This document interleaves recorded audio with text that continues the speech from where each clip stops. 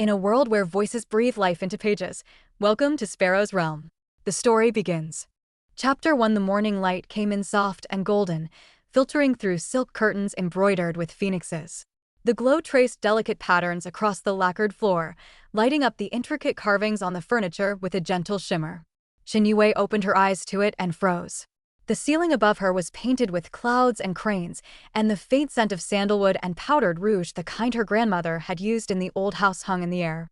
There was no hum of traffic, no familiar buzz of her phone beside the bed. Only silence, gilded and still. She sat up too quickly, and her head spun. Her fingers dug into the soft mattress as she tried to steady herself, but everything felt strange, too quiet, too still, too ornate. The room was vast, lined with lacquered screens, carved cabinets, and cabinets filled with delicate porcelain. A vase perched precariously on a pedestal, glinting in the sunlight. The sheer amount of space made her chest tighten.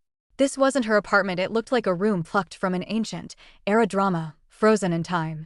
Her hands lifted instinctively, trembling. Pale, delicate, unblemished, no faint scar from the wrist she'd carried since childhood. No hint of the years she had spent in the modern world. The realization came in a heartbeat, sharp and cold. "What?" she whispered, her voice barely audible. "Where am I?" And then it hit her, the cruel whisper of memory that made her stomach flip. The name Shen Yu Wei. Her heart lurched. It wasn't just her name.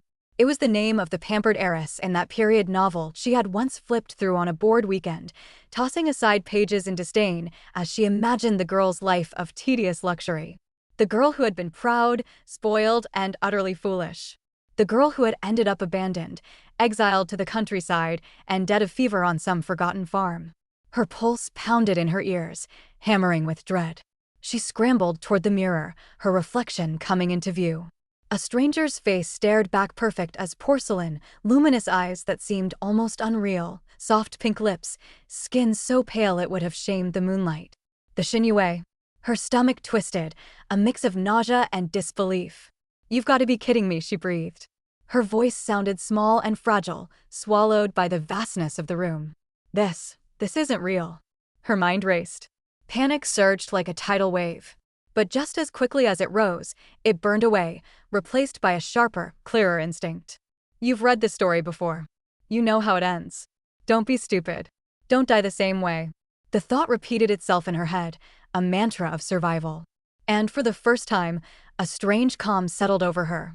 She was Shen Yu Wei, yes, but she was her, the modern girl with memory, wit, and ambition. The heiress who had lived in a world of convenience, power, and instant gratification. And now, she was trapped in the body of a doomed girl who had made every mistake imaginable. Her eyes traced the room carefully, taking note of details.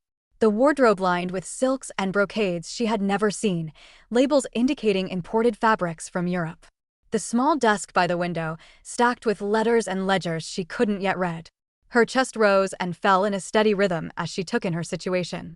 She had been given a second chance, a literal do-over in a story she already knew the ending to. She could choose differently. She could survive. She could thrive. But only if she acted carefully. Her mind immediately began cataloging the risks. The father charming but cunning, ruthless in business. The stepmother honey-tongued, ambitious, always watching. The servants some loyal, some spies. Every detail of the household was a potential weapon or threat. And she knew from reading the novel that the moment she faltered, every advantage would vanish. "I can't panic. I can't cry. I can't play the girl who doesn't understand the world. Not this time." Her gaze fell on her reflection again, and she tried to see herself not as the doomed girl, but as a strategist. The heiress who had grown bored of wealth, but not of power. The one who could play the long game. "Yes," she whispered, more firmly this time. "I can do this. I will do this." And when it's done, she allowed herself a small, wicked smile. "No one will ever call me unfortunate again." Her stomach twisted, but this time with anticipation instead of fear. The possibilities stretched out before her, dizzying and thrilling. First step, she thought. Survive the household. Study the family. Learn their secrets. Play the game they don't even know exists. She stood, testing her balance in the unfamiliar body. Her legs were slender and strong, more agile than she remembered. Her hands, delicate as porcelain, could hide knives or letters with ease. She touched the jade pendant at her neck instinctively, as if feeling the pulse of destiny through it. And if they try to exile me? The thought made her lips curl. She would not be sent away like a lamb to slaughter. She would turn the tables. She would use every ounce of cunning, every secret, every hidden advantage. Her heartbeat steadied. Fear was useful only if it sharpened her mind, and right now it was doing exactly that. The morning sun continued to pour through the embroidered curtains, lighting the room in soft, golden warmth. Shen Yu Wei, both the heiress who had failed and the girl who would rewrite the story, took a slow, deep breath. Today was the first day of her second life. And she had already decided one thing. This time, she would win. Chapter 2. By the third day, Shen Yu Wei had stopped trembling every time someone called her Miss Shen. Her reflection in the polished surfaces of the mansion reminded her constantly of the stakes, yet she walked the halls with the grace expected of a young heiress. Every step was deliberate, every gesture measured, and every smile polished to perfection. The mansion ran like a small empire. Servants flitted through halls of gold and glass, bowing, curtsying, and smiling in perfect rhythm, as if the very walls demanded order and poise. Light spilled through tall windows, glinting off crystal chandeliers, illuminating marble floors so smooth she could see her reflection in them. The air smelled faintly of sandalwood, wax, and polished wood, a perfume of wealth that could never be bought in the market, only inherited or imposed by generations of careful cultivation. Her father, Shen Zhonghua, was a man of charm and calculation. He spent most mornings locked in his study, surrounded by ledgers, contracts, and bankers whose whispers of commerce filled the room with low hums. His silver-rimmed spectacles sat at the tip of his nose, and he spoke in soft, honeyed tones to those he considered allies, while his sharp eyes assessed each word like a weapon. Her stepmother, Madame Luo, moved through salons and tea rooms with the poise of a seasoned performer, smiling with teeth that were just too bright and a laugh that was just a touch too sharp. Her silk gowns swished around her like living creatures, and every flutter of her fan was a subtle reminder: watch and obey, or be left behind. Yue Wei played her part flawlessly. She was sweet, spoiled, coquettish when needed, and just as delicate as the world expected. She fluttered her fans, discussed silk patterns, and complained about boredom and the whims of fashion. From the outside, she was perfect. A girl who cared for nothing but gowns, parties, and the occasional candy-colored gossip. But behind the silk and the smile, her mind was sharpening like a knife. She started small, observing the servants, noting who lingered when she spoke, who whispered behind her back, who carried tales to Madame Luo before they even reached the hall. She memorized their routines, the loyalty in their eyes, the hesitation in their steps. By the end of the week, she could almost map the alliances, the grudges, and the fears of the entire household. She had already begun to see patterns, the cracks in the veneer of perfect propriety. One evening, over dinner, her father mentioned a visit from the Ministry of Commerce. He gestured lazily with his fork, as if swatting away an annoying fly. "They've been asking about our holdings abroad," he said, a dismissive curl to his lips. "Jealous vultures, nothing more. I've handled it, naturally." Yue Wei's fingers lingered on her soup spoon, her pulse quickening. She lowered her lashes, careful to hide the sharp flutter of emotion in her eyes. In her memory, this moment had appeared exactly like this. It was the first hint of the collapse that would follow. The holdings abroad, her father's pride and carelessness, the deals he had thought secret, smuggling routes, unreported shipments, financial maneuvers too clever by half. "So that's where we begin," she thought, sipping her soup and maintaining her sweet, polished smile. "You dig your own grave, father. And I'll simply hand the shovel to the right people." She smiled outwardly, flawless and unassuming. "Of course, father. You always do know how to handle these things." Her father, satisfied, returned his attention to his meal, entirely unaware of the tempest brewing behind her composed eyes. Yue Wei let herself breathe quietly once she was sure he had turned back. She leaned on the side of the table subtly, thinking about leverage, timing, and the subtle art of patience. That night, she stole quietly into her late mother's room. The air was cooler there, scented faintly with lavender sachets her mother had always favored. The light from the single lamp cast long shadows across walls lined with portraits and embroidery. Yue Wei moved to the jewelry box her mother had left behind. It was a small, unassuming box, velvet-lined and fragrant with age, sitting atop a carved wooden table. Her fingers traced the familiar grooves, brushing over rings, delicate necklaces, and a small jade pendant that glimmered faintly in the lamplight. She didn't remember seeing it in the novel. Its beauty was understated, its surface cool under her touch. A tiny hum like a heartbeat beneath her palm made her pause. Curious, she pricked her finger absent-mindedly, just a tiny nick. A drop of blood fell onto the surface of the pendant, and in an instant, it flared with a light that made her gasp. For a heartbeat, the room vanished.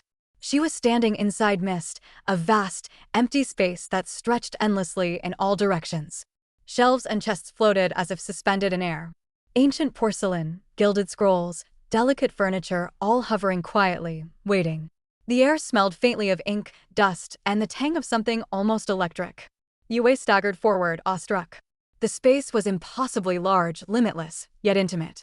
She felt the pulse of history under her fingers, the weight of generations, secrets folded like paper cranes around her.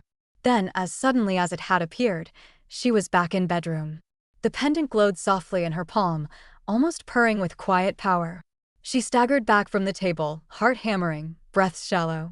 Half awe, half disbelief, half thrill coursed through her veins. "Well," she whispered, her lips curving into a faint smile, "if that isn't divine insurance, I don't know what is." She sank into her chair, letting her fingers rest on the glowing jade. Thoughts tumbled over one another, wealth beyond imagination, power no one suspected she could wield. The possibilities stretched endlessly before her. "I can do this," she thought, heart steadying with determination. "I can survive this. I can turn this house, this family, this story, into my own." Her eyes roamed over the portraits of ancestors, eyes painted with stern pride. "They'll have to see me not as a spoiled girl, but as someone who understands the world, who commands it. This time, I won't be powerless. This time, the story will bend to my will." For the first time since waking in this unfamiliar body, Shen Yu Wei felt the pulse of true possibility. Fear had not vanished, but it had become a tool sharpening her mind, clarifying her vision. The morning sun would rise again, spilling golden light across silk and wood. And Shen Yu Wei, both the girl of the doomed story and the modern strategist within, would rise with it. Today, the first day of her second life, she would not falter. She would not be the pawn. She would be the player. And she would win. Chapter 3: The days that followed unfolded like a carefully choreographed dance. By daylight, Shen Yu Wei played her part perfectly.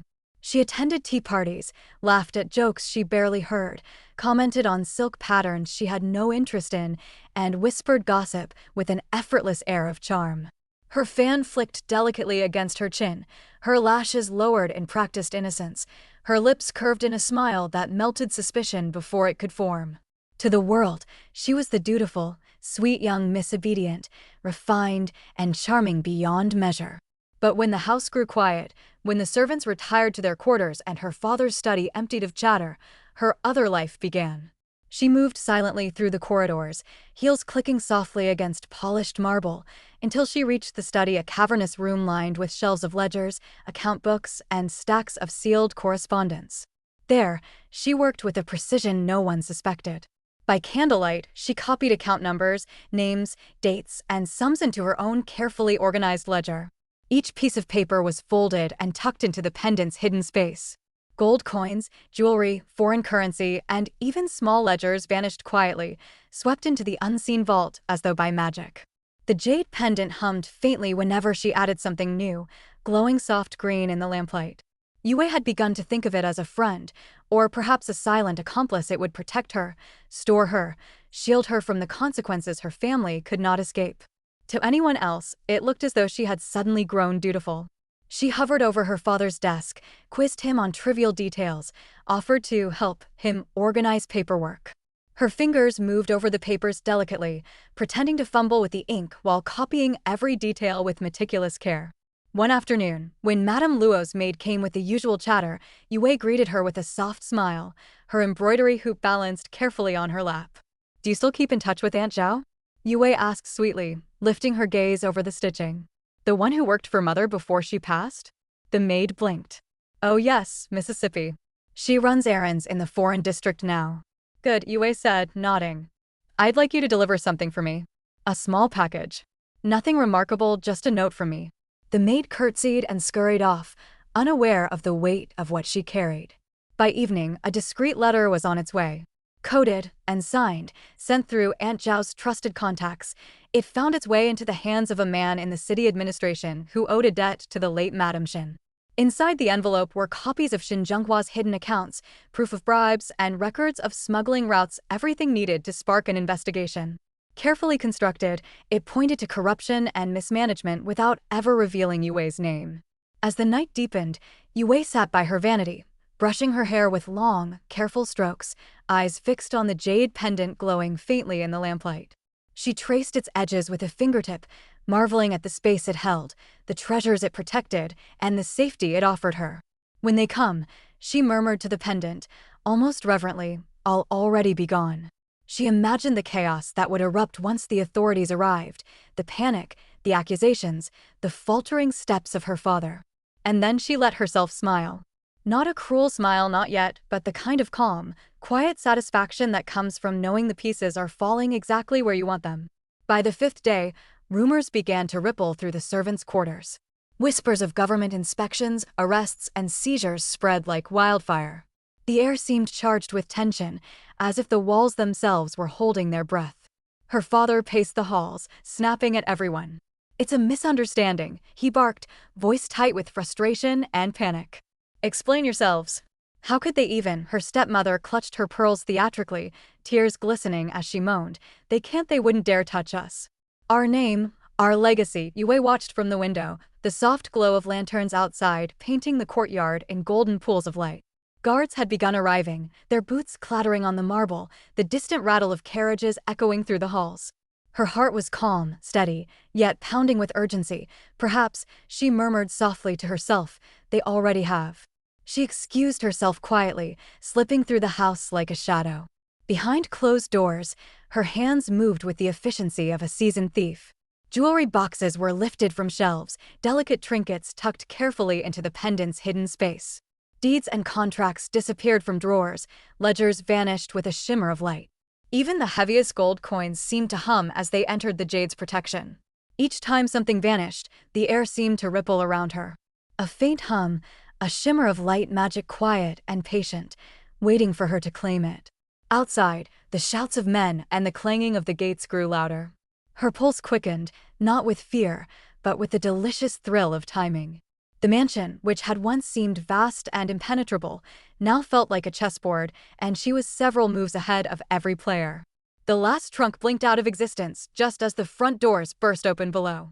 Officers poured into the hallways, their boots heavy and insistent against the marble. The servants screamed, running to hide, while Madame Luo clutched her pearls and gasped. Shen Zhenghua froze, his lips parted in disbelief. Yu Wei wiped her palms delicately on her skirt, smoothing a wrinkle in her sleeve, and descended the stairs like a picture of innocence. When the officers reached her floor, she greeted them with a calm, measured smile. "Good evening, gentlemen," she said, her voice soft and unthreatening. "My father's in the study. I'll show you the way." They looked at her with faint surprise, hesitating for the briefest moment, perhaps expecting tears, perhaps expecting panic. Instead, they found only composure, grace, and the quiet confidence of someone who had already anticipated everything. And behind that smile, Yu Wei knew she had already won. The mansion, the treasures, the evidence, even the first blows of justice, were already in her hands. The storm had arrived, but she would not be swept away. Chapter 4. By dawn, the mansion had transformed from a palace of quiet opulence into a hive of chaos. The gates clanged open with a shrill ring of authority. Mounted guards spilled into the courtyard, boots striking stone in measured, terrifying rhythm.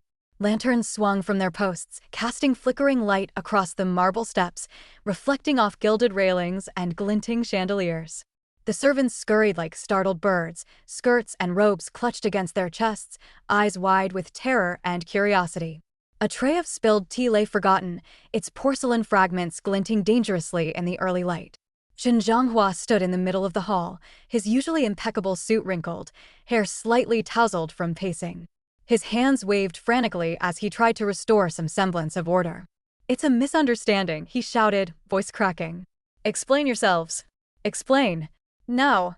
Madame Luo's face was pale as she clutched a thick ledger to her chest, nails pressing into the leather with desperation. "This is impossible," she shrieked, voice quivering with equal parts fury and fear. "We've done nothing wrong. No one dares accuse us of this." Yu Wei walked through the chaos like a calm current slicing through a storm. Her silk gown whispered across the marble floors, catching the sunlight from the tall windows. Every movement was deliberate, every gesture measured, every smile seeming natural, unthreatening, yet subtly commanding. Her hands were empty, though beneath the folds of her gown, the jade pendant held everything: documents, contracts, ledgers, scrolls, coins, and gems. Every bit of evidence she had borrowed during the night's secret maneuvers rested safely in the pendant's hidden space, ready to be revealed or hidden at her discretion. She approached her father, inclining her head politely. "Father," she said softly, voice smooth as silk, "the officers are here to review the accounts. They've asked for your full cooperation." Shen Yu blinked at her, confusion and dawning fear crossing his features. You called them?" "No," she said evenly.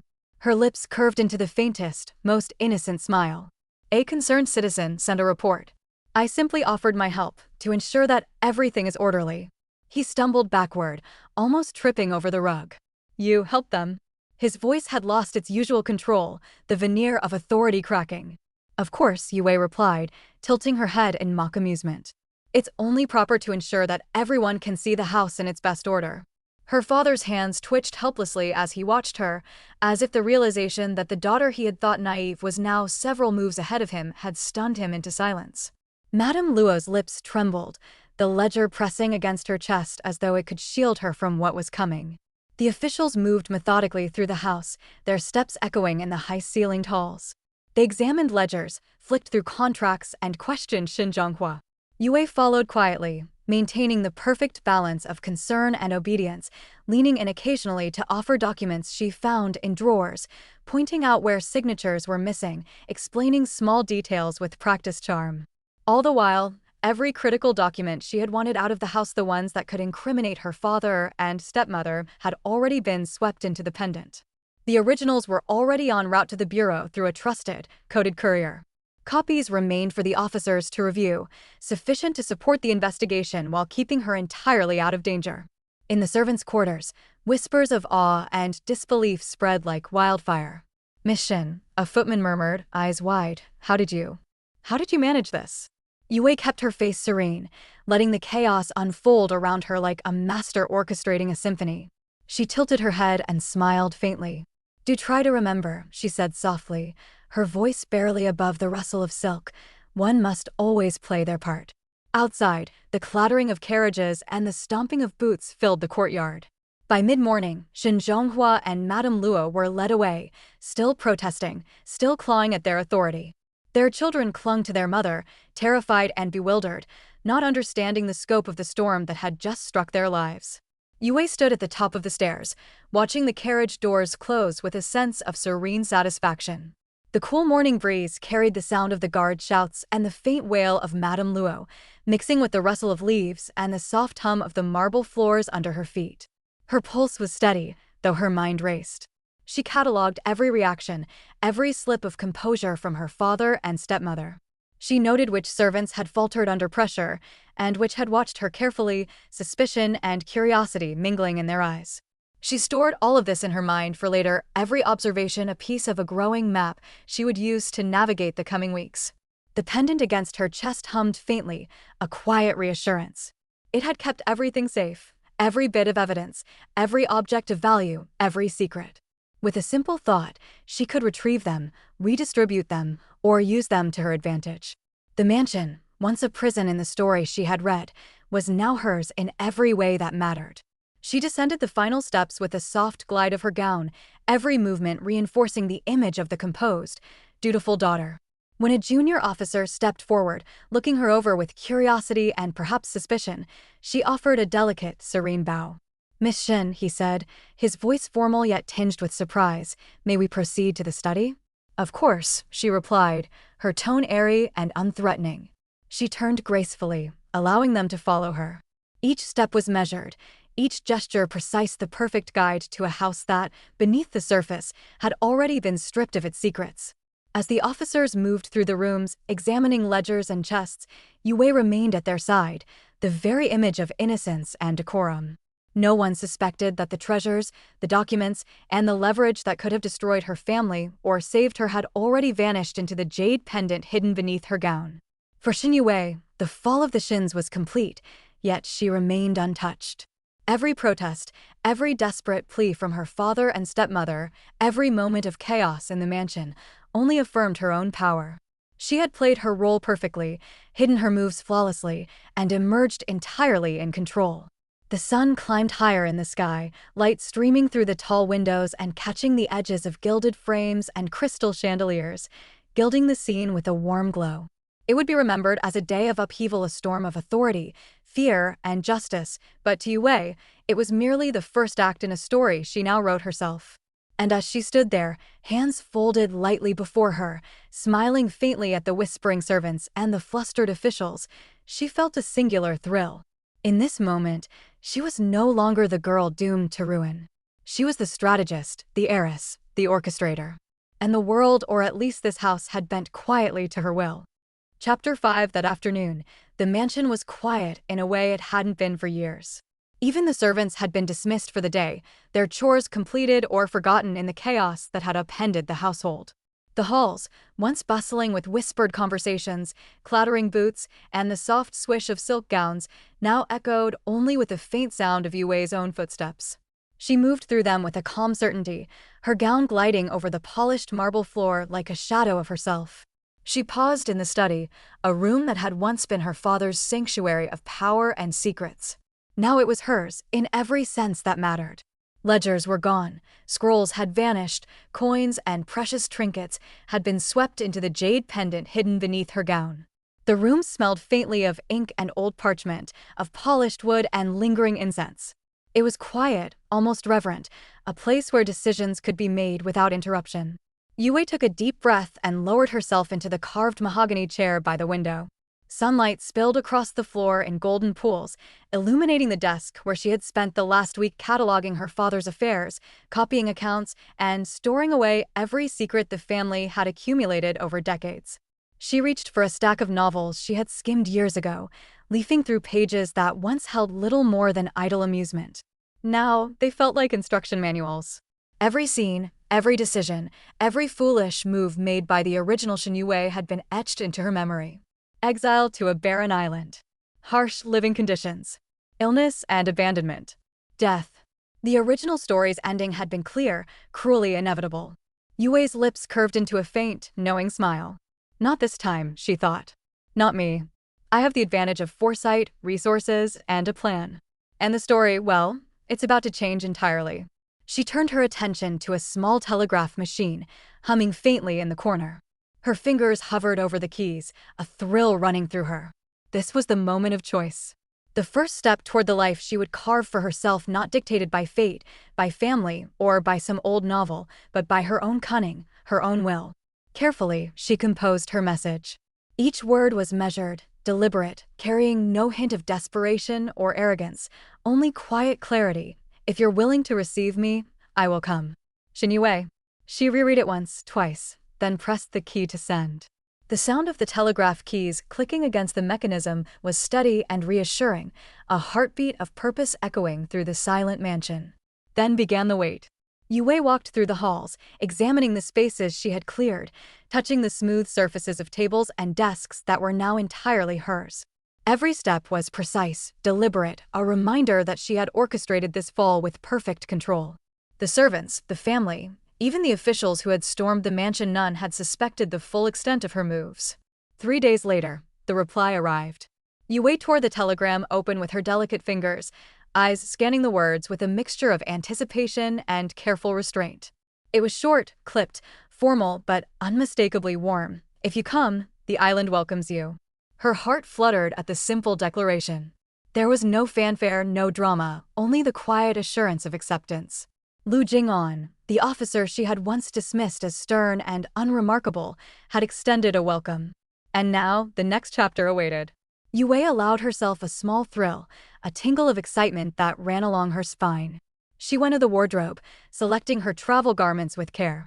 A silk gown for formalities, practical trousers for movement, a soft coat for the island's cooler nights. But packing was an understatement. The jade pendant beneath her gown held everything she could need from her family's mansion: gold coins stacked neatly, glittering jewelry, deeds, scrolls, and treasures of immeasurable value.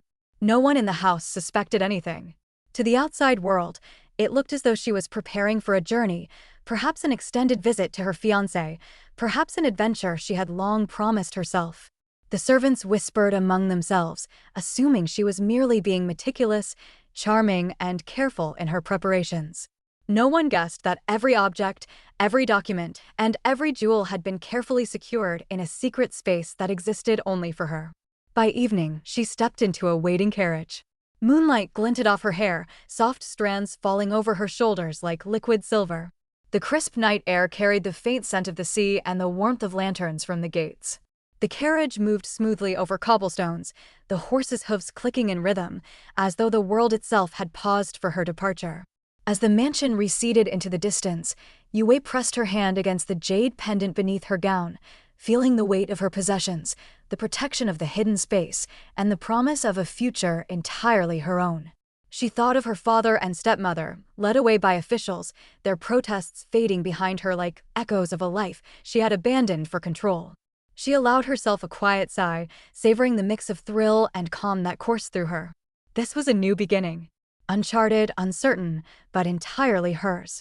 The road stretched out before her, silvered by moonlight and edged with dark silhouettes of cypress and pine. Every curve promised adventure, every shadow hinted at a world beyond the rigid control of her family and the city's expectations. For the first time in her life, Yu Wei felt that freedom sharp, exhilarating, and warm brushing against her skin. The island awaited. Exile, hardship, and isolation. The story she had read and feared would be different this time. She knew the land would be wild, the sea relentless, and the work hard. But she also knew herself. She had foresight, resources, and cunning. She had turned every weakness into strength, every risk into opportunity. As the carriage rolled toward the docks, she looked out across the river that caught the moonlight in glittering, liquid silver. The reflection shimmered like a promise, and Yu Wei let her thoughts drift toward the future. She pictured the lush island, the quiet call of waves against the shore, the soft rustle of leaves in the evening breeze, and the officer stern yet patient, capable and kind waiting for her. A thrill ran through her at the thought. Not love, not yet, but anticipation, curiosity, the quiet warmth of possibility.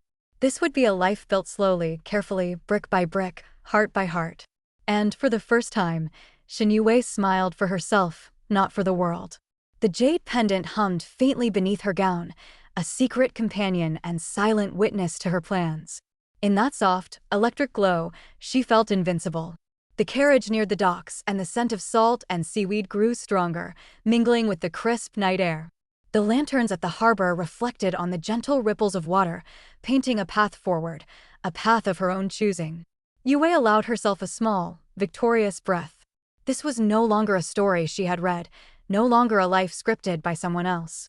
Every move she had made, every secret gathered, every letter sent, every treasure hidden had led her here. The past, the original Shen Yu Wei, the mistakes, the misfortunes, all irrelevant now. The only thing that mattered was the life she was about to begin. And as she stepped onto the ship, the waves lapping gently at its hull, the breeze carrying the taste of salt and freedom, she felt the first spark of exhilaration that would come to define her days on the island. Shen Yu Wei, once doomed, now resolute, was finally in control of her story, and the world, she knew, would have to follow. Chapter 6. The boat rocked gently as it sliced through sapphire waves, the oars slicing water with a soft, rhythmic hiss. Dawn painted the sky in delicate hues of rose, lavender, and a pale gold that kissed the horizon. Yu Wei pressed her hands to the railing, the cool wood grounding her while the salty tang of the sea filled her lungs. Each breath felt like a reset, a cleansing of the city's dust and her family's treacheries, leaving only the tang of salt, the cry of gulls overhead, and the gentle lap of waves against the hull. She had expected hardship, harsh winds, barren cliffs, scorched earth, and isolation. The novel she had read had not left much to the imagination, a lifeless outpost where survival was a daily struggle, where the original Shen Yu Wei had wilted and perished. But instead, as the boat neared the island, Yu Wei's eyes widened in surprise. The landscape was lush and alive. Neatly maintained huts dotted the shore, smoke curling from small chimneys in soft spirals. Fields were tilled with care, rows of vegetables and herbs stretching in orderly lines. Fishermen moved along the pier, nets in hand, boats bobbing in quiet harmony as if rehearsing for a ceremony she had not expected.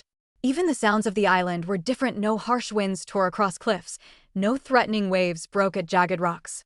The sea itself seemed gentle, playful even, reflecting the soft morning light like liquid sapphire. A voice called out, low, steady, and impossibly familiar, drawing her attention. "You must be Miss Shen." Yue Wei turned, and there he was. Commander Lu Jinghan, tall and upright, his dark uniform crisp even at the water's edge, shoulders squared with a presence that was commanding without intimidation. He approached with slow, deliberate steps, eyes calm and assessing, yet not unkind. "You've arrived," he said simply, his voice carrying easily over the lapping waves. Yue Wei felt her chest tighten ever so slightly. The original novel had portrayed him as stern, rigid, almost unfeeling, yet the man before her exuded a quiet confidence, warmth simmering beneath the surface, a steady presence she had not anticipated. She curtsied with measured grace. "Yes, sir." He extended a hand, steady and strong. Yue Wei hesitated for just a heartbeat before placing her delicate fingers in his. The warmth of his grip, firm but gentle, sent a small, unexpected thrill along her spine. Her pulse quickened slightly, not from fear, but from the unanticipated intimacy of the gesture. "Your quarters are ready," he said, gesturing toward a small cottage perched on a gentle rise overlooking the sea. The roof was thatched neatly, a flower garden spilling over the edges with bright color. "Breakfast will be served shortly." Her brow arched subtly. Breakfast? She had mentally prepared herself for meager rations, perhaps stale bread and cold water, a life of toil and solitude. Yet the scents wafting over the pier told a different story. Warm, sweet seaweed soup mingled with the aroma of freshly steamed buns, soft and pillowy. Her stomach betrayed her nerves with a small flutter of anticipation. "Soldiers or villagers made this?" she asked, curiosity overtaking formality. Jing'an's lips twitched at the corner, the faintest sign of amusement. "A bit of both," he said. "Help yourself." Yue Wei laughed softly, a sound she hadn't realized had been missing from her life. It was light, unburdened, and as she inhaled the fresh, salty air, it felt like the beginning of something entirely new. The cottage was modest yet comfortable. Light streamed through open windows, carrying in the soft scent of salt and the distant tang of herbs from the garden. Yue Wei set down her trunks, though in truth the majority of her possessions rested in the jade pendant hidden beneath her gown. It pulsed faintly against her chest, reminding her that she was prepared for anything the island or life might throw at her. The breakfast table was simple, yet inviting. Bowls of steaming seaweed soup, plates of soft buns, fresh fruit, and even a few herbs she recognized from her pendant stock. Yue Wei suspected Jinghan had gone out of his way to accommodate her, or at least make her welcome. She picked up a bun, savoring the warmth and softness, and marveled at how different this was from the life she had known in the city, structured, but gentle, demanding yet kind. Jinghan watched her from across the table, quiet and attentive, his presence calm yet ever vigilant. He made no unnecessary movements, no displays of authority, only subtle gestures, the kind that quietly assured one that they were safe, that someone was watching over them without intrusion. "So," he said finally, breaking the soft morning hush, "how was your journey?" Yue Wei tilted her head, eyes meeting his, and gave a faint smile. "Smoother than I expected." "And the island," her gaze swept over the water, the fields, the small cottages, "is much more welcoming than I imagined." He nodded once, thoughtfully. "Good. It should be. You shouldn't have to struggle more than necessary." For a moment, silence fell between them, comfortable and unforced. Yue Wei felt the unfamiliar sensation of being unjudged, untested by cruel eyes, free to breathe and simply exist. It was almost dizzying, this quiet, gentle start to a life she had expected to be harsh. She took another sip of soup, letting the warmth soothe her nerves. The wind teased her hair across her face, carrying the scent of salt and pine, and she felt her heart soften in ways she hadn't anticipated. "This place, maybe Exile isn't so bad after all," she thought. "Perhaps it's exactly what I needed." As she ate, Jing'an rose and walked to the pier, checking the small fleet of boats, adjusting nets, speaking quietly to a few soldiers. Yue Wei watched him, noting the careful efficiency in every movement, the quiet strength in his posture, the way he commanded without raising his voice. And despite herself, a small yearning took root, a desire to know him beyond the formalities, to understand the man behind the officer's uniform. After breakfast, he returned, carrying 2 baskets of fresh herbs and small vegetables from the fields. He handed one to Yue Wei with a simple nod. "We can go through these later," he said softly. "There's much to learn about the island and the people who live here." Yue Wei took the basket, fingers brushing his for an instant. The contact was brief, but the warmth lingered, a subtle spark she could not ignore. She smiled faintly. "I look forward to it." They walked along the pier together, the sun climbing higher, scattering light across the rippling water, painting everything in soft gold. The air smelled of salt and earth, of herbs and seaweed, of life unspoiled by wealth and vanity. Yue Wei realized, almost with a jolt, that this was the first moment in her life where she felt truly at peace. No debts, no schemes, no treachery. Just the gentle rhythm of waves, the warmth of the sun, and the quiet presence of someone who seemed to understand, not judge her. She could already feel the slow burn of connection beginning, subtle but undeniable. Not love yet, perhaps not even affection, but something steadier, a tether forming between her heart and the island, between her and Jing Han. She would learn the tides, the winds, the rhythm of life here, and in turn, perhaps he would learn her, too. For the first time in years, Shen Yu Wei allowed herself to breathe fully, laugh softly, and believe that the future might be brighter than any novel she had read. And as the two of them looked out across the island together, the gentle swaying of boats beneath them, Yue Wei knew that the story of hardship she had feared so much might not be her story at all. It was, instead, the story of beginnings. Chapter 7. Yue Wei's first days on the island were nothing like she had imagined, and everything at once. She had pictured hard labor and isolation, a barren shore, relentless winds, water brackish and cold, her life reduced to scraping by and enduring. Instead, she found herself navigating a place that was alive, verdant, and somehow forgiving, though not without its own lessons. The first lesson came in the form of her cooking. Determined to prove she could adapt, she had spent an entire morning preparing a simple vegetable stew. She chopped, she measured, she stirred with precision that would have impressed a chef back in the city. And then, distracted by the view of the sea glinting under the rising sun, she misjudged the heat. The stew bubbled over violently, filling her small cottage with acrid smoke that stung her eyes and made her cough violently.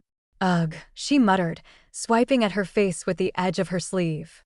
She fanned the air, but the smell lingered stubbornly, clinging to the curtains and the small table, twisting the sweet morning air into something bitter. The next day, she discovered the mud. Her shoes, a pair of delicate leather heels she had insisted on wearing, despite Jing'an's quiet warning, sank into the soft earth of a recently tilled path. There was a soft, disheartening snap. One heel was ruined, a piece of lace peeling from the leather. She grimaced, glancing at the distant rows of fields and wishing she had packed sturdier shoes. And then came the downpour. A sudden storm had rolled in, the clouds thick and low, releasing a torrent that drenched her before she could reach shelter. Rain plastered her hair to her face, soaked through the thin layers of her gown, and chilled her to the bone. She muttered curses under her breath, kicking at puddles in frustration. It was on the pier, dripping and muttering to herself, that Jing An found her. He didn't scold. He didn't sigh in exasperation, as anyone else might have. Instead, he came to her quietly, holding a thick cloak. Without a word of reproach, he tied it around her shoulders, the warmth of the wool pressing gently against her damp skin. "You don't have to do everything perfectly," he said softly, brushing a strand of wet hair from her eyes. His fingers lingered slightly longer than necessary, just enough to remind her she wasn't alone. Yue Wei blinked at him, caught off guard by the gentleness in his tone. I know. I just want to do everything at once," he finished for her. His words were calm, steady, carrying no judgment, just observation. And for a heartbeat, their hands brushed. Neither pulled away. It was a small, fleeting moment, almost invisible, yet it planted something in her chest, a quiet warmth that she couldn't name. She looked down at the waves glinting under the pale morning sun, letting the tension leave her in little bursts, carried away by the wind.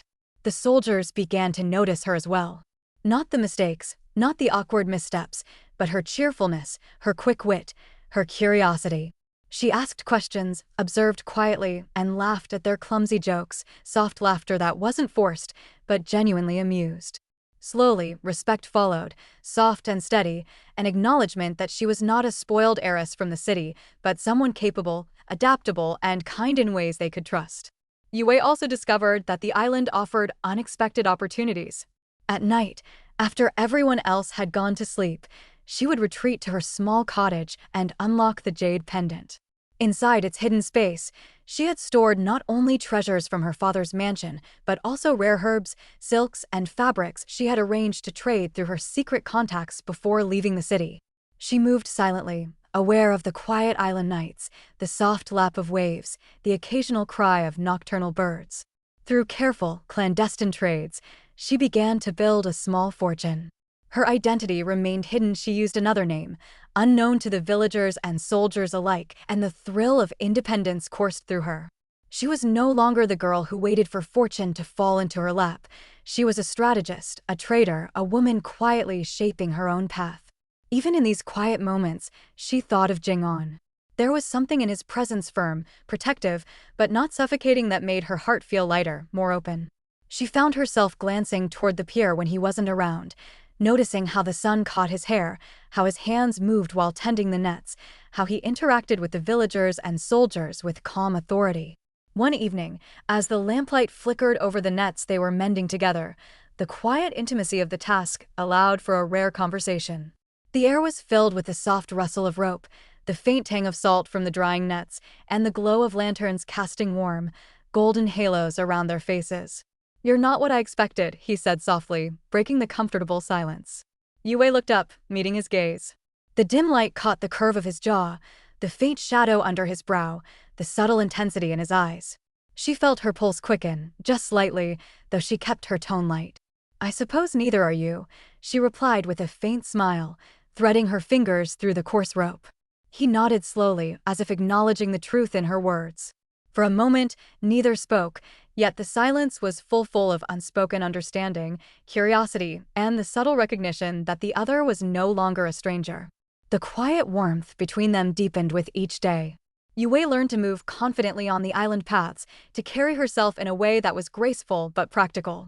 She laughed more freely, her mistakes becoming minor anecdotes rather than catastrophes.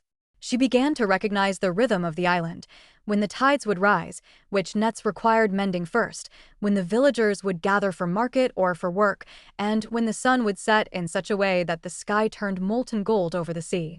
Jing'an's presence was always nearby, sometimes quiet, sometimes offering gentle guidance, but never demanding. He taught her not just the tasks, but the patience required to live here, to thrive.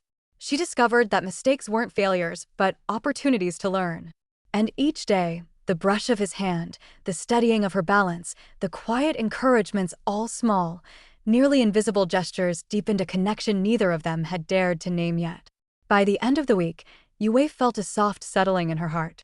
She had learned that the island was not barren or harsh. It was alive, protective, and kind to those willing to engage with it. And she had learned that Jing'an was not the distant, cold officer of the novel. He was patient, capable, and quietly attentive, someone whose presence was as steady as the waves lapping against the pier at dawn. And in that simple exchange by the lamplight, as their hands brushed while tying knots in the nets, a subtle shift occurred. Not passion yet, not even desire, but recognition, warmth, and curiosity. A connection that would deepen, slow and steady, like the tide itself, until eventually it would become something neither could ignore. For the first time since leaving the city, Yue Wei felt completely herself.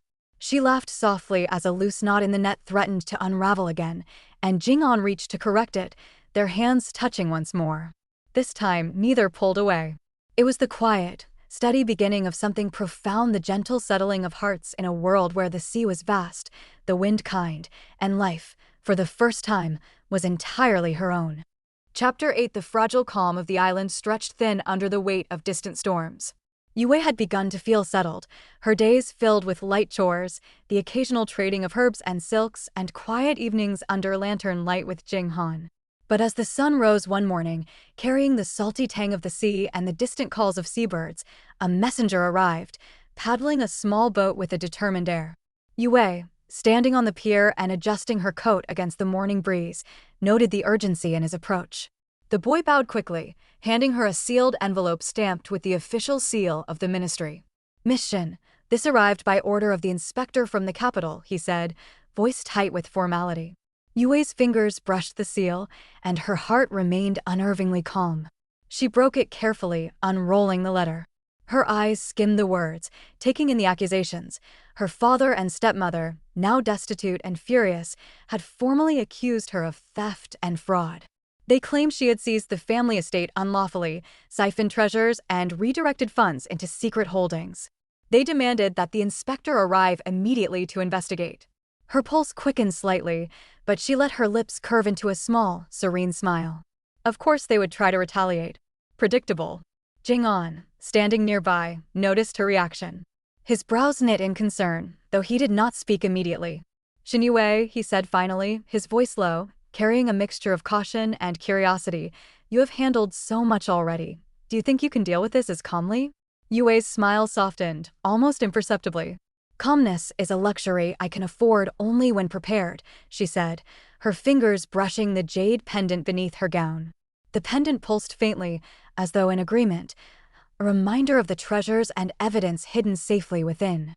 By mid-afternoon, the inspector arrived, a stern man with sharp eyes and a demeanor that suggested suspicion before the first word was even spoken. He stepped onto the pier, scanning the surroundings with calculated precision. His gaze lingered on Yue Wei as she approached him, hands folded neatly in front of her, hair arranged and gown modest yet graceful. "Your mission?" he asked, tone clipped. "Yes," Yue Wei replied, her voice calm, controlled, yet carrying a quiet confidence. "And you're Inspector Li, I presume. I've been expecting you." He raised an eyebrow, skeptical, and followed her into the main cottage. Jing-an trailed behind, silent but observant. Yue Wei led them to a small table by the window, where the sunlight filtered in across the polished wood, casting warm patterns on the floor. She gestured for him to sit. "The accusations," she began, "are certainly serious. I would like to present the evidence to clarify the matter immediately." She presented copies of the contracts and deeds documents signed by her father himself, meticulously recorded and authenticated with official stamps. She laid them neatly on the table, each paper flat, without smudges or signs of haste. The inspector's eyes flicked over them, narrowing slightly. "This is correct," he said slowly, flipping through the pages. His tone softened, though his suspicion remained. "But these are copies. You cannot prove the originals are safe or that no manipulation has occurred." Yue Wei tilted her head, allowing a faint smile to play on her lips. She reached beneath the table and produced a delicate piece of porcelain, pale as moonlight and etched with intricate patterns. She placed it gently before him. "A gift, then," she said lightly, "for a diligent inspector who seeks truth. Consider it a token of cooperation, not influence." The inspector's eyes flicked from the porcelain to her face, hesitating. There was something in her calm composure, the precise balance of courtesy and control, that disarmed him. Slowly, he nodded. "Very well. I will record these findings. But understand, Miss Shen, the complaints will be formally reviewed." Yue Wei inclined her head politely. "I understand entirely." After he left, Jing-han stayed behind, leaning against the doorway, eyes dark with curiosity. There had been awe in his expression as the inspector had left not at the power of the documents, but at the poise and intelligence she wielded so effortlessly. That evening, as the sun dipped below the horizon, casting the waves in molten gold and the palms in dancing shadows, Jing-an approached her quietly. The wind carried the faint scent of salt and drying herbs, brushing through her hair and sending strands across her face. "Who are you really, Yue Wei?" he asked, his voice low, almost a whisper over the soft rustle of the palms and the distant lapping of the tide. There was no accusation in his tone, only curiosity and the quiet pull of concern. Yue Wei stood at the window, lantern light illuminating her silhouette against the darkening sea.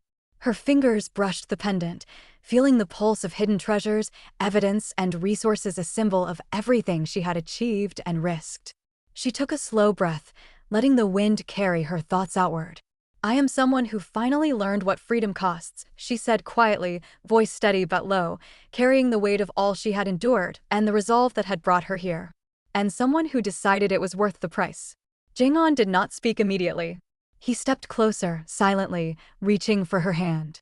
The touch was gentle, grounding, full of understanding and unspoken acknowledgement. He held it there, steadying, not demanding, merely offering presence. Yue Wei's fingers curled slightly around his, the warmth seeping through her despite the cool evening air. She felt something subtle yet profound, a bond, forged not in passion or declaration, but in quiet recognition, trust, and the slow understanding that they had each earned the right to be seen by the other. "You've managed what others might have thought impossible," Jing-on said softly, his voice almost drowned by the whisper of the waves. "And yet, there's something more here. I can feel it." Yue Wei turned her gaze toward him, the lantern casting warm light across the delicate line of her face. She allowed herself a small, honest smile, a flicker of vulnerability in a world she had long controlled so carefully. "The more dangerous the path," she said, her words carrying a hint of mirth, "the sweeter the freedom at the end. But it does not mean I walk it alone." She squeezed his hand gently, a subtle acknowledgement that the trust and connection between them were growing, quietly, imperceptibly, like the tide creeping over sand. They stood together for a long while, listening to the sound of the waves, the rustling of palms, the distant calls of the night birds. The world felt suspended, as if holding its breath, giving them this moment fragile, fleeting, and perfect. Outside, the shadows of the island stretched long and dark, but inside, Yue Wei felt a warmth that no storm from the capital could touch. She had survived the treachery, protected herself and her treasures, and maintained her dignity. And now, slowly, she realized she had begun to carve a place for herself, a home, a life, and perhaps something unspoken yet growing with Jing-han. For the first time in years, she allowed herself to feel the quiet power of true agency, not over wealth or position, but over the story of her own life. And beside her, a steady hand, quiet but unwavering, held hers, a reminder that some bonds were stronger than gold, rarer than treasure, and entirely worth the cost of freedom. Chapter 9. The typhoon arrived like a living, furious thing, tearing through the island with a voice that roared across the waves. The sky bled in shades of gray and steel, clouds churning violently as if in revolt. Rain came in sheets, hammering against rooftops, slapping the earth, and filling gullies with rushing water. Trees bent at impossible angles, palms whipping like whips in the wind, and the sea churned into a wall of frothing, silver-black foam, cutting off the pier and all supply routes from the mainland. Villagers scrambled from their homes, clutching children and livestock, shouting over the howling wind. Soldiers dashed through the streets, securing boats, reinforcing makeshift barriers, and keeping terrified citizens on course. The island was chaos incarnate. Amidst it all, Yue Wei moved like a comma in the storm. Her silk gown, now tied back for practicality, clung damply to her figure as she strode from hut to hut, her voice steady and measured over the roar. "Everyone, gather at the community hall. Follow the instructions for shelter," she called, her words carrying surprisingly far despite the storm's rage. Her eyes scanned the panicked faces of villagers and soldiers alike, and she saw the desperation in their eyes soften when they noticed her composure. A small group of children huddled in the mud, crying. Yue Wei knelt beside them, brushing wet hair from a boy's face. "It's all right," she said, wrapping her cloak around their shoulders. "We'll keep you safe. Just hold my hand." The boy's sobs eased, and the other children followed her lead. At the same time, her fingers brushed the jade pendant beneath her gown. With a faint pulse and a shimmer of light, she accessed the hidden space. She retrieved warm blankets, preserved foods, bottles of medicine, and lanterns. Each item she produced seemed to arrive just in time, delivered to trembling hands with a calm smile that belied the storm outside. She moved tirelessly, orchestrating the relief efforts with the precision of a general and the patience of someone who had long endured far worse. Meanwhile, Jing-on was out in the storm, commanding soldiers in rescue operations. Waves crashed violently against the shore, sweeping debris and even small boats into the turbulent surf. A sudden roar of panic reached him. A child had been swept into the water, clinging desperately to a wooden beam.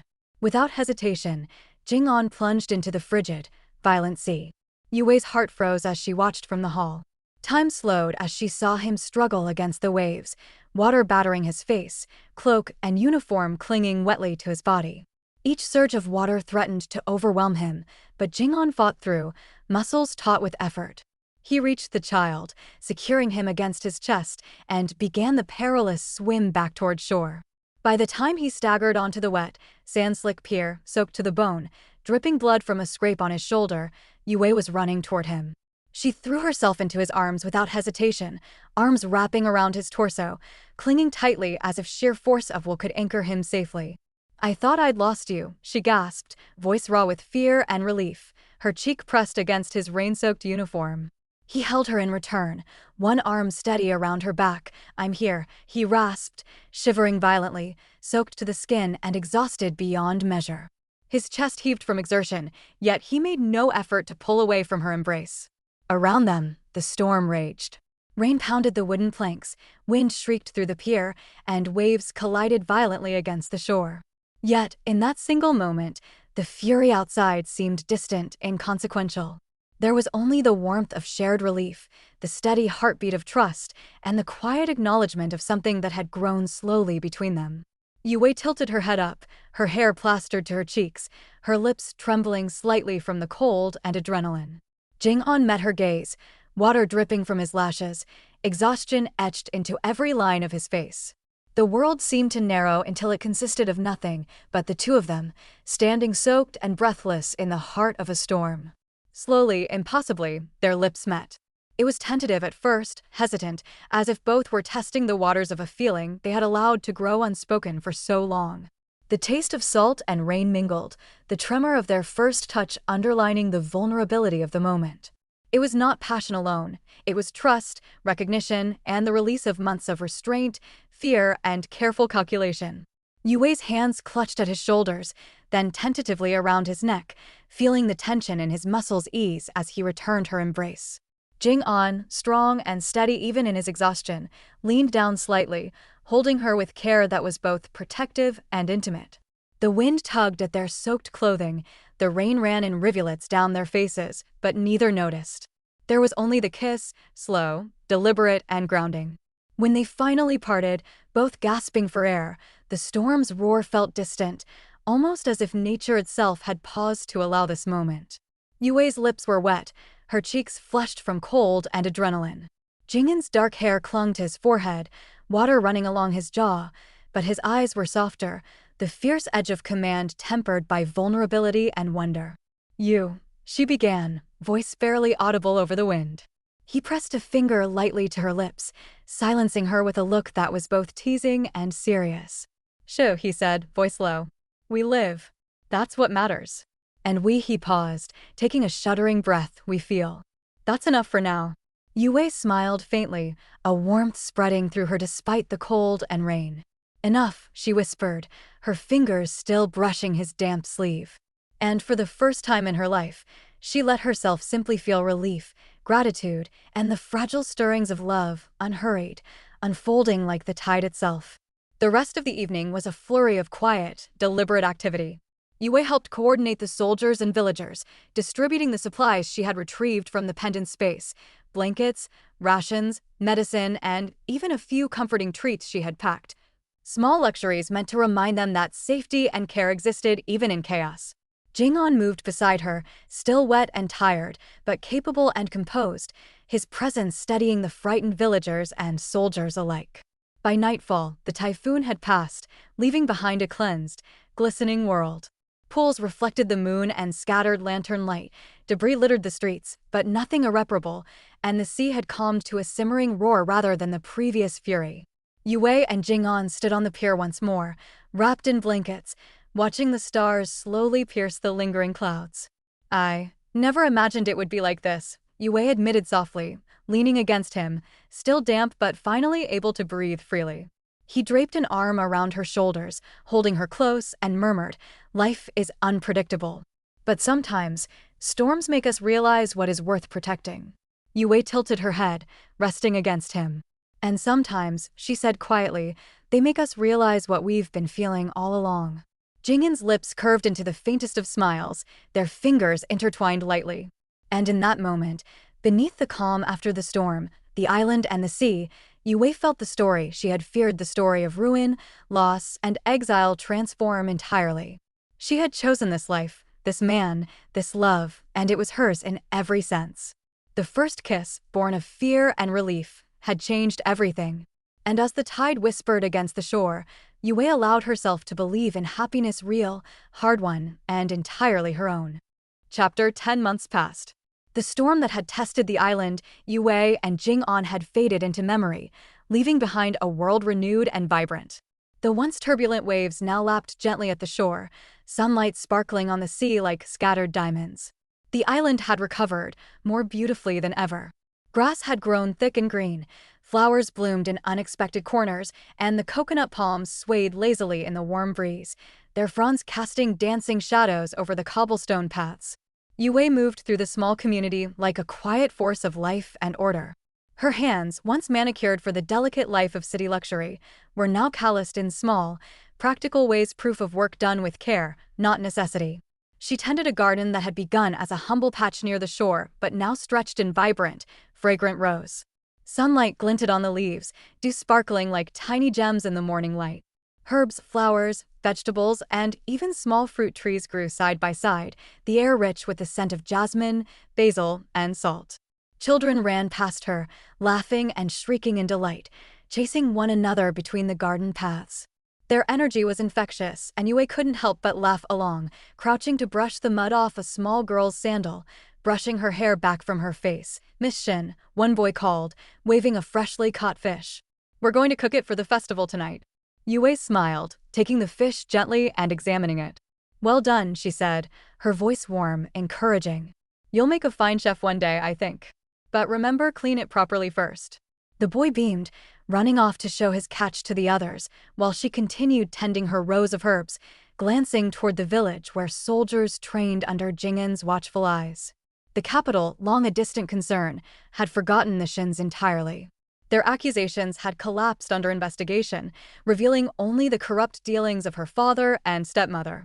The once powerful Shen family had disappeared from society, leaving only whispers of scandal behind. Meanwhile, the island whispered Yue's name in reverence. Children called her the Lady of the Island, and villagers praised the kindness and fairness with which she treated everyone. She had turned ruin into paradise, not through wealth or force, but through cleverness, courage, and empathy. One afternoon, she walked along the pier, the sand soft beneath her bare feet, the waves brushing her toes as if greeting her. She glanced at the horizon, the sun low in the sky, painting the clouds in shades of amber and rose. Jing'an approached quietly, footsteps soft on the sand, a small basket of freshly baked buns cradled in his hands. "You left me a trail of orders for the festival?" he asked lightly, a teasing lilt in his voice, though his eyes were fixed on her. "I did," she replied, smiling, brushing a loose strand of hair behind her ear. "You're not allowed to complain, it's your job to carry them out." He laughed softly, placing the basket on the sand. "Very well, then." "Miss Shen, the Lady of the Island." Their laughter mingled, blending with the wind and waves. There was ease now between them, the quiet understanding that came after months of shared hardship, triumph, and small victories. They had learned to depend on each other, to trust, and to understand. What had begun with careful observation, mutual respect, and subtle gestures had grown into a connection that was steady, patient, and certain. Evenings were the most magical. After the sun sank and the lanterns were lit, the island glowed in soft amber light, reflected in the gentle ripples of the sea. Yue often sat outside her cottage, a book or some notes in hand, while Jing'an trained the soldiers nearby or repaired a net on the pier. Sometimes he would come to her side, silently offering a cup of tea or simply sitting in companionable silence. The night of her choice, a simple, private moment, yet monumental in its significance, came as the stars shone bright and clear. Yue had finished tending her garden and wandered down to the small pier, where the sea shimmered under the constellations. Jing'an appeared beside her, moving silently, his presence calm and sure. In his hand was a small, unadorned velvet box. "Yue," he began, voice low and sincere, carrying the weight of months of emotion carefully restrained. "Stay with me not because of duty, but because you choose to." He knelt on one knee, holding the small ring aloft. It was simple, elegant, a symbol of life chosen together, unbound by expectation or legacy. Yue's breath caught. The reflection of stars in her eyes mirrored the sky above, the same porcelain skin and bright eyes she had always possessed, yet now they radiated something entirely different: peace, certainty, and a quiet joy that came from having shaped her own destiny. She studied him, the steady line of his jaw, the strength in his hands, the warmth in his gaze. The world had tested her, shown her the depths of danger, betrayal, and loss, but she had endured. She had claimed her freedom, rebuilt the island, protected her treasures and the villagers, and forged a life on her own terms. And now, this simple, heartfelt request carried more weight than any title, wealth, or expectation ever could. "I choose," she said softly, her voice barely above a whisper, yet carrying all the conviction of her heart. She reached down, taking his hand, feeling the roughness of his palms, the steady warmth beneath her fingers. "I choose you. Not because it is written, not because it is expected, but because it is mine to choose." Jing'an's eyes softened, a smile touching his lips as he slid the ring onto her finger. It fit perfectly, as if made for her alone, a quiet acknowledgement of everything they had endured and achieved together. They rose together, standing at the edge of the pier, the sea glittering beneath the starlight. The wind carried the faint scent of salt, flowers from the garden, and the lingering warmth of the day. Yu Wei rested her head against his shoulder, feeling the calm of the island seep into her very bones. Here, she was safe, loved, and entirely herself. Life unfolded gently after that night. The island thrived, trade routes re-established, fields and gardens flourishing, villagers confident in their roles and loyal to the community Yu Wei had nurtured. Jing'an continued to train soldiers, protect the village, and build the infrastructure of their new home, yet always made time for her. They shared meals in the garden, mended nets together, walked along the shore under the moon, and occasionally stole quiet moments in the sunlight or shadow where no one could interrupt their laughter or conversation. Yu Wei often caught herself marveling at the simplicity and beauty of the life she had built. Here, she could laugh without thought of scandal, love without caution, and live without fear. The porcelain skin and bright eyes that had once drawn envy and expectation now reflected contentment, freedom, and happiness. The island had become more than a refuge. It was a home, a testament to her courage, foresight, and unyielding spirit. The Shen's world of wealth, manipulation, and downfall was a distant memory, irrelevant in comparison to the life she had created with her own hands. As the night deepened, she and Jing'an stood together on the pier once more, hand in hand, gazing at the reflection of the moon in the gently swaying sea. The quiet lapping of waves, the soft rustle of palms, and the faint murmur of distant villagers created a harmony that was entirely their own. For the first time in her life, Yu Wei felt truly complete. She was no longer the girl doomed to exile, the heiress fated for ruin. She was the mistress of her own fate, a woman who had endured betrayal, orchestrated triumph, and found love on her terms. Her story did not end in exile. It began anew here, under the sun, the stars, and the wide, welcoming sea. And as Jing'an pulled her close, lips brushing against her hair, Yu Wei knew for all the uncertainty she had faced she would choose this life, this love, and this freedom, over and over again. The island whispered their names, the waves carried their laughter, and under the starlit sky, the once doomed heiress was finally home. If you enjoyed the journey, don't forget to like, subscribe, and ring the bell for more tales from Sparrow's Realm. Until next time, keep listening, and let your imagination soar.